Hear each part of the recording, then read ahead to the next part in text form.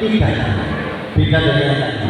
Tadi terkait dengan masalah visi-visi yang dibuat oleh para calon kita. Nah sekarang satu pertanyaan bersifat umum dijawab oleh ketiga beliau. Sebenarnya kebetulan jawab pertanyaan karena saya ada program waktu pengarahan dari Bupati 2 kali itu Bupati itu menyatakan bahwa kampanye aja pakai anggaran juta maksimal itu karena di pemerintah menyediakan pinjaman dan saya awalnya tidak pinjaman tetapi ada yang bilang saya memanfaatkan sebagian dari tunjangan saya sebagai kepala desa Bina Jadi itu untuk pembangunan di desa. Tetapi kalau tiap bulan hanya 2 juta semua tidak terasa. Saya akan berencana mengambil pinjaman dari kabupaten tersebut untuk dibagikan, dimanfaatkan, dikelola oleh DRW. Maksimal 200 juta dibagi seluruh tetapi untuk kegiatan produktif. Sehingga mulai dari misalnya 20 juta itu dari 3 bulan itu bisa jadi 22 juta itu bisa menerima banyak dan sementara angsuran diambil dari sebagian desa tunjangan saya sebagai kepala desa. Kebetulan saya juga masih aktif sebagai PNS sehingga masih dapat penghasilan juga sebenarnya tanggung jawab saya mengambil pinjaman itu tanggung jawab ketika anak saya dan suami saya. Jadi betul-betul insya Allah saya awal saya dalam hidup di desa ini dan saya insya Allah tidak akan mengambil keuntungan dari desa ini. Jadi saya akan meningkatkan pendapatan desa dengan mempelajari apa aset-aset potensial yang bisa ditingkatkan.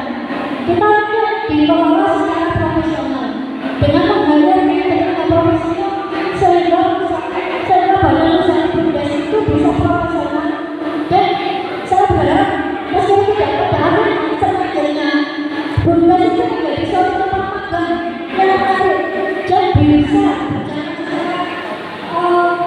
bisa bersaing global. Dengan begitu banyak tenaga dan generasi muda yang akan terlibat sehingga tidak perlu kita bersaing secara global. Dan intinya saya sudah tidak membagikan apapun karena biaya transaksi saya dengan Allah. Tetapi kalau saya jadi uang tunjangan itu akan saya hidangkan ke RW masing-masing RW untuk kegiatan produktif bukan untuk bansos karena bantuan sosial itu merupakan tanggung jawab pemerintah. Tetapi kita untuk tumbuh perlu modal awal. Dengan pinjaman tersebut merupakan modal awal bagi kegiatan perekonomian warga desa. Monggo, itu ini tidak sekedar janji, bisa jadi. Monggo bisa ditanyakan. Terus juga nanti insya Allah ke depan Allah mengatur tentang saya maka tentu seperti biasa kita akan membenahi dari sisi dalam. Sisi dalam itu apa? Yaitu tentang sisi administrasi desa.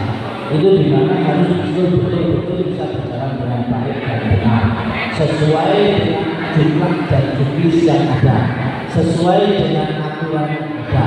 Karena pemerintahan desa itu bukan semaunya, tetapi ada aturan main yang harus dijalankan. Tentu itu harus kita katakan dulu sehingga nantinya kita keluar lebih mudah. Yang kedua, itu nanti yang kita laksanakan adalah bahasa tentang tingkat kebutuhan. Tingkat kebutuhan masyarakat kita itu apa sih? Tentu kita tahu desa kita ini punya 2 kelompok besar. Yang pertama adalah kelompok warga asli pribumi dan yang kedua adalah warga perumahan. Mereka ini semuanya bisa menjadi satu dan menyatu, tetapi kebutuhannya ini berbeda-beda. Orang perumahan tentu tidak butuh PTSM karena apa? Rumahnya sudah bersertifikat, tetapi dia butuh PSU. Kenapa? Kalau tanpa PSU mereka tidak bisa kita bantu sendiri. Itu sudah aturan dan undang-undang. Iya. Nah, padahal itu juga masyarakat kita. Oleh karena itu nanti secepat mungkin kita akan membuat semacam tim untuk membuat segera untuk bisa terselesaikannya PSU. Apa PSU karena kita bikin pasung itulah untuk penyerahan. Karena apa? Fasilitas dan prasarana sarana dan mobilitas itu masih menjadi tanggungan pengembang. Kalau ini nanti PSU-nya sudah diserahkan kepada tim aset oleh tim terkini yang ada di kabupaten, baru kita nanti bisa membantu yang namanya perumahan. Itu tentu. Kelompok kedua yaitu kelompok orang pribumi, di mana mereka ini pada dasarnya bisa kita bantu dan sesuai dengan aturan boleh.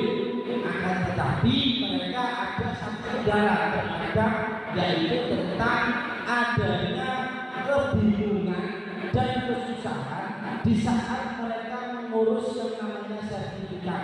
Mereka terkadang berpikir tentang sertifikat itu sudah menjadi momok, begitu mahalnya, begitu susahnya, ya, sehingga itu perlu kita selesaikan. Terima kasih. Terima kasih.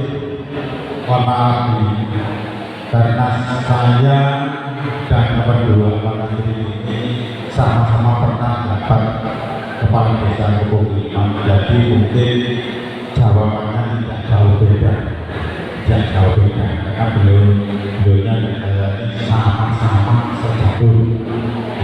Beliaunya dari kepala desa, saya dari desa-desanya kepemimpinan, sehingga beliaunya juga sama saya pernah mengelola desa dan sebagainya.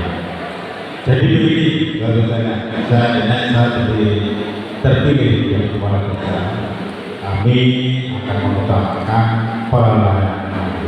pelayanan masyarakat, utamanya masyarakat itu begini, mintanya ini dilayani dengan baik. Jadi bisa tidak usah hal urus surat, tidak usah mengakar ke kopak seperti orang. Saya dituntut oleh masyarakat itu tidak kesepakatan. Nah ini selama yang kami jalani, yang kami alami itu kebanyakan begitu. Baik juga saya kata masyarakat itu dengan catatan sampai nanti dari sini di dalam minta pengantar dari KPRD biar saya tidak tegur tentang sebetulnya itu belum bukan aturan baku, cuma itu adalah kesepakatan bersama antara pemerintah desa dengan RT RW. Bagi saya untuk pelayanan kami sebetulnya adalah pembangunan kami selama prestasi kami selama jabat 4 tahun ini, semua RT, semua RW itu pernah kami bangun, baik itu pabrik, borong-borong, baik kampung maupun perumahan. Kalau perumahan tadi belum bisa, tidak bisa didanai oleh dana desa, tidak bisa. Tapi yang belakangnya, kami kemarin kali untuk pembangunan perumahan itu saya abaikan dari BKP, bantuan keuangan. Jadi semua RW baik perumahan maupun kampung sudah kami realisasikan pembangunan tersebut. Karena Pak sebetulnya belum boleh sebetulnya. Karena kepala desa satu kabupaten itu gablak, bagus senangnya dan pakai bangga. Sebetulnya aku menurut waktu foto-foto dari kacung perumahan awal dibangun dana desa pun akhirnya alhamdulillah teman-teman kabupaten Sidoarjo ini akhirnya membangun dengan dana BK bagian bawah cukup dan satu